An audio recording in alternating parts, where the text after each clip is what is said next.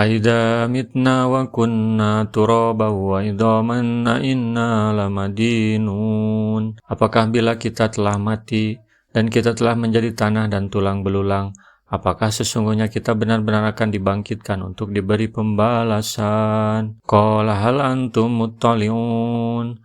Berkata pula lah ia, maukah kamu meninjau temanku itu? Fa'atalla fara'ahu fi syawa'il jahim.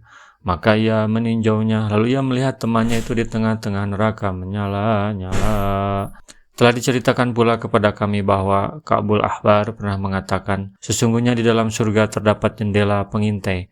Apabila seorang ahli surga hendak melihat keadaan musuhnya di neraka, maka ia melongokkan pandangannya melalui jendela itu ke arah neraka. Karena itu makin bertambahlah rasa syukurnya. Qala tallahi in kidta laturudin. Ia berkata pula, demi Allah sungguhnya kamu benar-benar hampir mencelakakanku. Walaula ni'matu rabbi lakuntu minal muhdarin.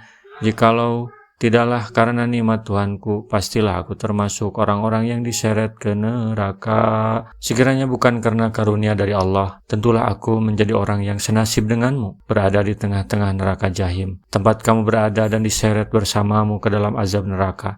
Tetapi berkat karunia dan rahmatnya kepadaku, maka dia memberiku petunjuk kepada iman dan membimbingku ke jalan mengesahkan dia. Apama nahnu bimayyitin.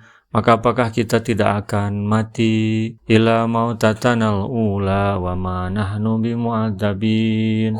Melainkan hanya kematian kita yang pertama saja di dunia, dan kita tidak akan disiksa di akhirat ini. Ini merupakan kata-kata dari orang mukmin yang merasa kagum dengan pemberian Allah kepada dirinya, berupa kehidupan yang kekal di dalam surga, dan bertempat di tempat yang terhormat tanpa mati dan tanpa azab. Inna hadalah wal fawzul adim. Sesungguhnya ini benar-benar kemenangan yang besar. Limisli hada falyamalil amilun. Untuk kemenangan serupa ini hendaklah berusaha orang-orang yang bekerja. Jadi untuk kemenangannya ya harus bekerja keras, termasuk untuk mendapatkan surga, tidak bisa leha-leha. Abu Habs pernah bertanya kepada Ismail As-Sadi tentang mana ayat berikut, yaitu firman-Nya, berkatalah seorang di antara mereka, sungguhnya aku dahulu di dunia mempunyai seorang teman yang berkata, apakah kamu sungguh-sungguh termasuk orang-orang yang menyedekahkan hartamu? Ismail As-Sadi berkata, mengapa kamu tanyakan hal ini? Aku menjawab, aku tadi baru saja membacanya, maka aku ingin menanyakan maknanya kepadamu. Ismail As-Sadi berkata dengan nada tegas, menyuruhnya agar mencamkan kisah berikut, yaitu bahwa dahulu di kalangan kaum Bani Israel terdapat dua orang yang berkongsi, salah seorangnya mukmin sedangkan yang lainnya kafir. Akhirnya perseroan keduanya bubar dan modal mereka ada 6.000 dinar, maka masing-masing orang mendapat 3.000 dinar. Keduanya berpisah dan tinggal dalam jarak masa yang dikehendaki oleh Allah, lalu keduanya bersua. Maka yang kafir bertanya kepada yang mukmin, apakah yang telah engkau lakukan dengan hartamu? Apakah engkau tanamkan pada sesuatu ataukah engkau mengembangkannya dalam perniagaan? Orang yang mukmin berkata kepadanya, tidak. Lalu apakah yang telah engkau lakukan dengan hartamu? Si kafir menjawab, kugunakan 1.000 dinar untuk membeli tanah, kebun kurma, buah-buahan dan mata air. Orang mukmin bertanya, benarkah engkau lakukan itu? Si kafir menjawab, ya. Orang yang mukmin pulang dan pada malam harinya ia melakukan salat selama apa yang dikehendaki oleh Allah. Setelah menyelesaikan salatnya, ia mengambil 1.000 dinar dan meletakkannya di hadapannya. Kemudian berdoa, ya Allah, sesungguhnya si Fulan, yakni temannya yang kafir, telah membeli sebidang tanah, sebuah kebun kurma, dan buah-buahan serta mata air dengan harga 1.000 dinar, yang bila ia mati di kemudian hari ditinggalkannya. Ya Allah, sesungguhnya aku membeli darimu dengan 1.000 dinar ini, sebidang tanah di surga, kebun kurma, dan buah-buahan serta mata airnya. Pada keesokan harinya ia bagi-bagikan uang 1.000 dinar itu kepada kaum fakir miskin. Setelah beberapa waktu berselang, menurut apa yang dikehendaki oleh Allah, keduanya bersua kembali, dan si kafir bertanya kepada si mukmin, apakah yang telah engkau lakukan dengan hartamu? Apakah engkau tanamkan pada sesuatu? Ataukah engkau kembangkan dalam berdagang? Si mukmin menjawab, tidak. Tetapi kamu apakah yang telah kamu lakukan terhadap hartamu? Si kafir menjawab, hartaku makin banyak dan sangat berat kulakukan pengurusan dan pembiayaannya. Maka ku beli seorang budak seharga 1.000 dinar, lalu kutugaskan untuk bekerja mengurusnya untuk kepentinganku. Si mukmin bertanya, engkau benar lakukan hal itu? Si kafir menjawab, ya. Si mukmin pulang. Ketika malam hari tiba, ia salat selama yang dikehendaki oleh Allah. Setelah selesai, ia mengambil 1.000 dinar, lalu diletakkannya di hadapannya, kemudian berdoa, ya Allah, sesungguhnya si Fulan, temannya yang kafir itu, telah membeli seorang budak dengan harga 1.000 dinar, budak yang ada di dunia ini, yang di kemudian hari bila ia mati, pasti budak itu ditinggalkannya, atau bila budak itu mati, maka ia ditinggalkan oleh budaknya. Ya Allah, sesungguhnya aku ingin membeli darimu dengan 1.000 dinar ini, budak yang ada di dalam surga. Kemudian pada keesokan harinya, ia bagi-bagikan uangnya itu kepada kaum fakir miskin. Selang beberapa lama kemudian, menurut apa yang dikehendaki oleh Allah, keduanya bersua kembali. Maka si kafir bertanya kepada si mukmin, apakah yang telah engkau lakukan dengan hartamu? Apakah engkau tanamkan pada sesuatu, ataukah engkau kembangkan dengan berdagang? Si mukmin menjawab, tidak. Lalu apakah yang telah engkau lakukan dengan hartamu itu?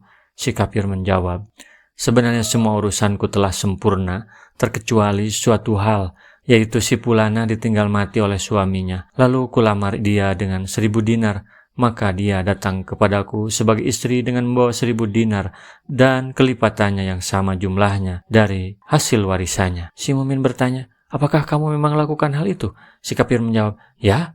Si mukmin pulang, dan pada malam harinya ia mengerjakan salat selama yang dikehendaki oleh Allah.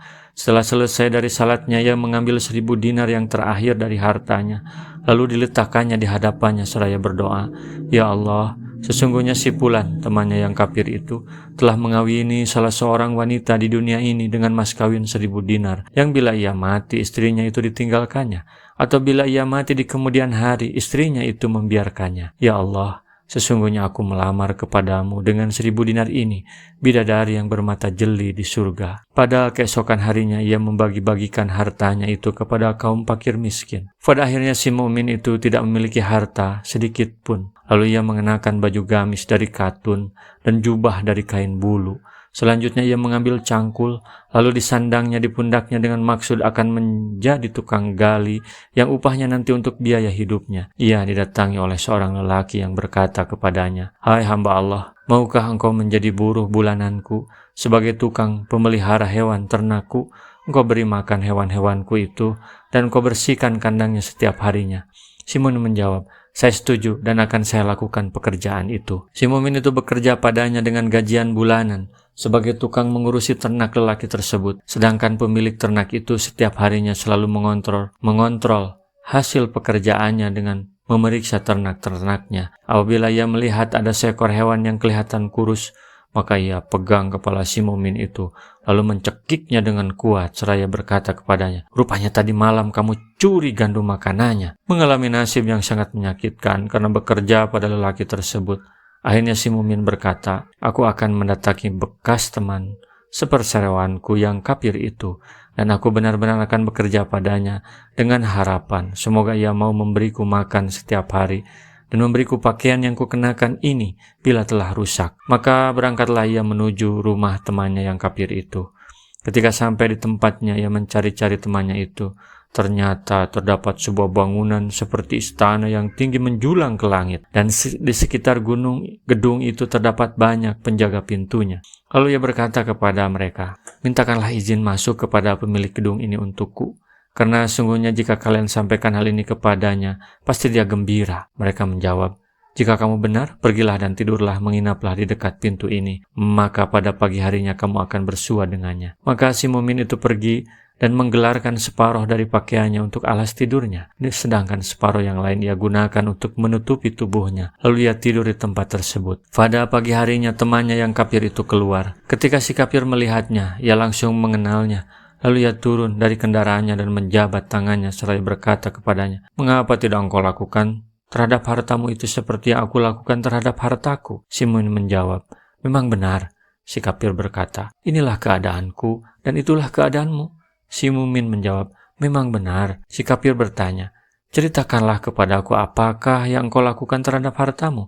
Ia menjawab, janganlah engkau menanyakan hal itu kepada diriku. Si kafir bertanya, lalu apakah gerangan yang mendorongmu datang kepadaku? Si mukmin menjawab, Aku datang kepadamu untuk bekerja di lahanmu ini, dengan imbalan engkau beri aku makan setiap harinya, dan pakaian seperti ini bila apa yang kupakai ini telah rusak. Si kafir berkata, tidak, tetapi aku akan menempatkanmu pada pekerjaan yang lebih baik daripada apa yang kamu katakan itu. Dan kamu jangan berharap aku melakukanmu dengan baik sebelum kamu ceritakan kepadaku apa yang telah engkau lakukan terhadap hartamu itu. Si mukmin menjawab, aku mengutangkannya. Si kafir bertanya, kepada siapa? Si mukmin menjawab, kepada yang maha kaya lagi maha memenuhi janjinya. Si kafir bertanya, siapakah dia? Si mukmin menjawab, Allah. Saat itu si kafir masih dalam keadaan menjabat tangannya, lalu mencabut tangannya dan berkata, seperti yang disebutkan oleh firman-Nya, apakah kamu sungguh-sungguh termasuk orang-orang yang membenarkan hari berbangkit? Apakah bila kita telah mati dan kita telah menjadi tanah dan tulang belulang, apakah sesungguhnya kita benar-benar akan dibangkitkan untuk diberi pembalasan?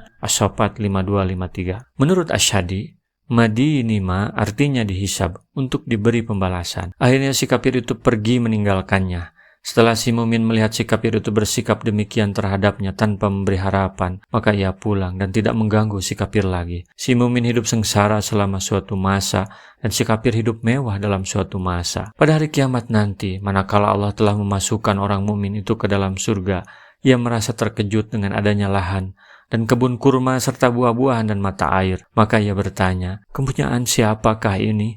Dikatakan kepadanya, ini semua adalah milikmu. Ia berkata, subhanallah, apakah keutamaan amalku sampai kepada tingkatan yang membuatku mendapat pahala seperti ini? Ia berjalan lagi dalam surga itu dan ternyata ia menjumpai banyak budak yang jumlahnya tidak terhitung. Lalu ia bertanya, untuk siapakah budak-budak ini? Dikatakan kepadanya, mereka adalah untukmu. Ia berkata, subhanallah, apakah keutamaan amalku sampai kepada tingkatan yang menyebabkan aku mendapat pahala seperti ini? Kemudian ia berjalan lagi. Tiba-tiba ia menjumpai sebuah kubah yang terbuat dari yakut merah yang berongga. Di dalamnya terdapat bidadari-bidadari yang cantik-cantik lagi bermata jeli. Lalu ia bertanya, untuk siapakah ini? Dikatakan kepadanya, semuanya itu adalah untukmu. Ia berkata, subhanallah, apakah keutamaan amalku sampai ke tingkatan ini yang menjadikan diriku mendapat balasan seperti ini? Kemudian ia teringat temannya yang kafir itu lalu berkata, sesungguhnya aku dahulu di dunia mempunyai seorang teman yang berkata, apakah kamu sungguh-sungguh termasuk orang-orang yang membenarkan hari berbangkit? Apakah bila kita telah mati dan telah menjadi tanah dan tulang belulang, apakah sungguhnya kita benar-benar akan dibangkitkan untuk diberi pembalasan? As-Saffat 51-52. Surga berada di tempat yang tinggi dan neraka berada di tempat yang paling bawah. Lalu Allah memperlihatkan kepadanya temannya itu berada di tengah-tengah neraka di antara penghuni neraka lainnya. Ketika orang mukmin itu melihatnya, ia langsung mengenalnya dan berkata, demi Allah, sungguhnya kamu benar-benar hampir mencelakakanku.